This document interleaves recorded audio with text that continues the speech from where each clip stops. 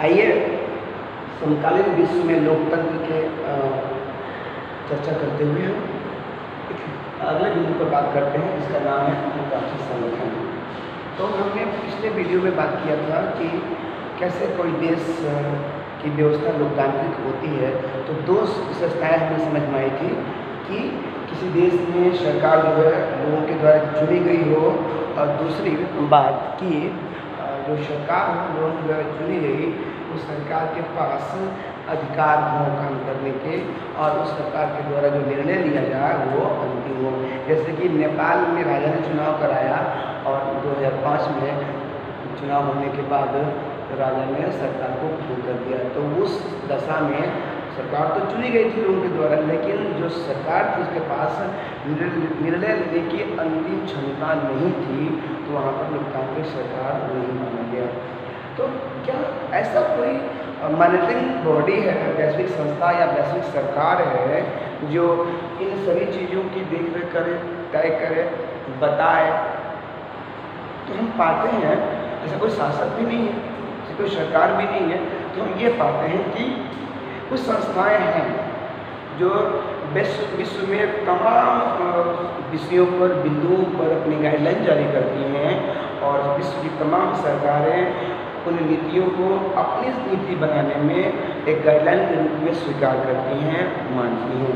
तो इसी क्रम में हम बात करते हैं एक अंतर्राष्ट्रीय संगठन संयुक्त राष्ट्र संघ UNO का।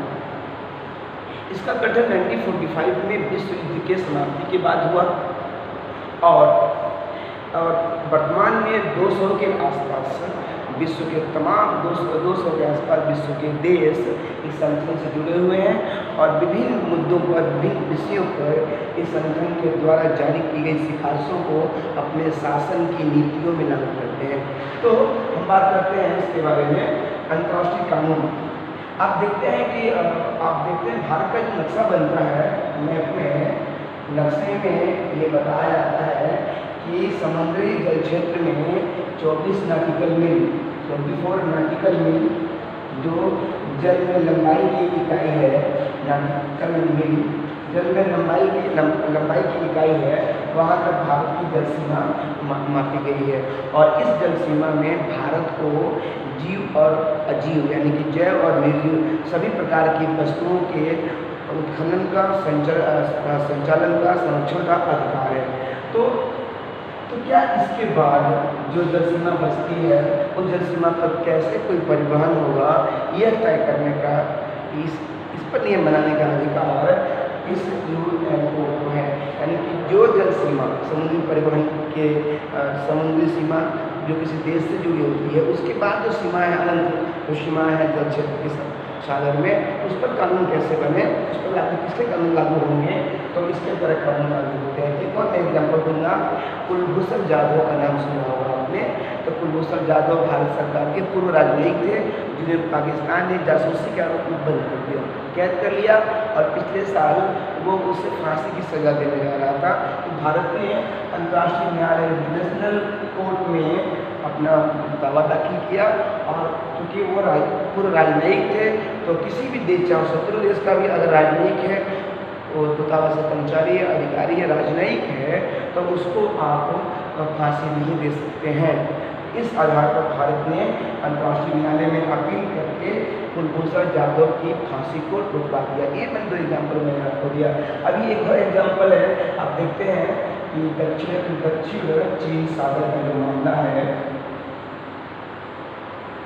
ये जो मामला है, तो चीन कहता है कि यह उसकी जल सीमा में आता है, और इसके पास के जो देश है, ताइवान है, फिलीपींस है, ये सब जो देश हैं वो इसका विरोध करते हैं। अक्सर तनाव की खबरें आती हैं दक्षिण चीन सागर में।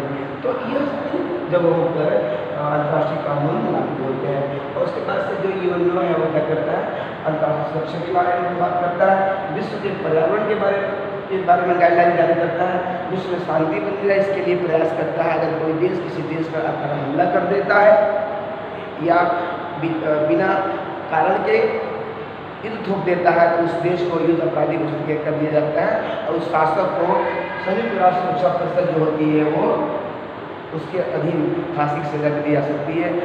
इराक के शासक सद्दाम हुसैन को इसी बॉडी के तहत फांसी की सजा दी गई थी। और इसी प्रकार जो गरीब आगे बात करते हैं शांतिपूर्ण आर्थिक विकास की और समाजी समता की। विश्व स्तर पर योजनाओं का ये मानना है कि आर्थिक विकास सभी देशों में अनिवार्य है। आर्थिक विकास के माध्यम से ही हम सामाजिक क्षमता को स्थापित करते हैं। सामाजिक क्षमता ही शांति को स्थापित करती है। अगर सामाजिक क्षमता नहीं होगी तो किसी देश में जातिगत विद्रोह होंगे, युद्ध हो सकता है और बड़े पैमाने पर कमजोर लोग मारे जा सकते हैं या समाप्त हो सकते हैं, प्रजातियाँ नष्ट हो सकती हैं लोगों की। तो इसलिए आर्थिक विकास के लिए अंतर्राष्ट्रीय कानून बनाता है और तमाम तरह से सिफारिशें जारी करता है। और सामाजिक समता, जैसे मैंने बताया कि विश्व की शांति की गारंटी सोशल इक्वलिटी में है, ऐसा मानना संयुक्त राष्ट्र संघ का है। और मैंने बताया कि इसकी जो बॉडी होती है उसमें राज्यों में विश्व में शांति की स्थापना करने के लिए, राज्यों में सुरक्षा स्थापना करने के उद्देश्यों में संयुक्त राष्ट्र सुरक्षा परिषद है। और उसके बाद तमाम सारे विश्व में जो आर्थिक जो संसाधनों का बंटवारा है, जो अमीरी गरीबी का फर्क है, आपने देखा होगा भारत एक विकसित राष्ट्र नहीं है, विकासशील राष्ट्र है। और ऐसे ही कोई गरीब राष्ट्र है, कोई विकसित राष्ट्र है।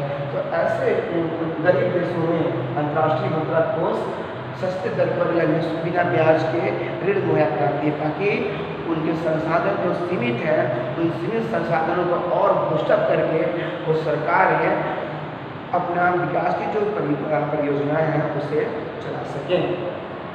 इसी प्रकार अभी आप देखते हैं कोरोना कोविड के टाइम पर समय पर WHO विश्व हेल्थ ऑर्गेनाइजेशन एक संस्था है जो अपनी सिफारिशें अपने जो गाइडलाइन है वो जारी करती है। और आप पेपर में, सोशल मीडिया पर और तमाम साइटों पर आप देखते हैं कि WHO की ये अपील, ये गाइडलाइन है, कोरोना कोविड में ये करें, ये न करें, तमाम सारी। तो विश्व के स्वास्थ्य परिदृश्य में WHO वैश्विक स्तर पर मॉनिटरिंग करता है और कहीं न कहीं सभी देशों को इसका पालन होना होता है। WHO की मैं बता दूँ अभी कि चीन ने, जैसे कि पूरे विश्व में ये धारणा बन गई है कि चीन ने वुहान में एक लैब बनाया और वो जैविक हथियार के रूप में कोरोना को डेवलप कर रहा था। और WHO ने चीन पर लगाया कि इस आरोप को नहीं माना और बहुत बड़ी आलोचना का पात्र WHO को बनना पड़ा है।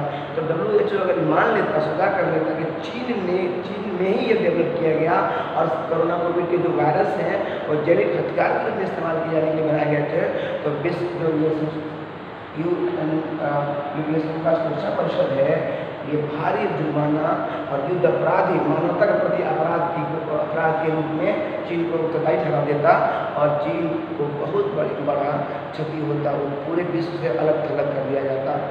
ये हमने देखा। यूनिसेफ है जो कमर्शियल, इकोनॉमिकल और फंड के लिए, एजुकेशनल आदि फंडिंग के लिए ये व्यवस्था करता है। विश्व के गरीब देशों को शिक्षा के लिए, संस्कृति के लिए ये फंड मुहैया करता है।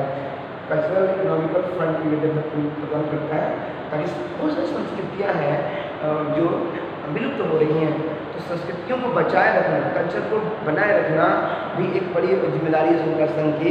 एक प्रजाति है भारत में, जनजाति है जावरे बोलते हैं इसको, जावरे। ये अंडमान निकोबार द्वीप समूह में पाई जाती हैं। इनकी त्वचा आप देखते हैं जो एकदम मोरपंख एकदम डार्क ब्लू, शाइनिंग ब्लू उनकी स्किन ऐसी होती है। और प्रायः यह कम कपड़ा तो पहनते नहीं हैं, प्रायः यह एकदम आदम अवस्था में रहते हैं।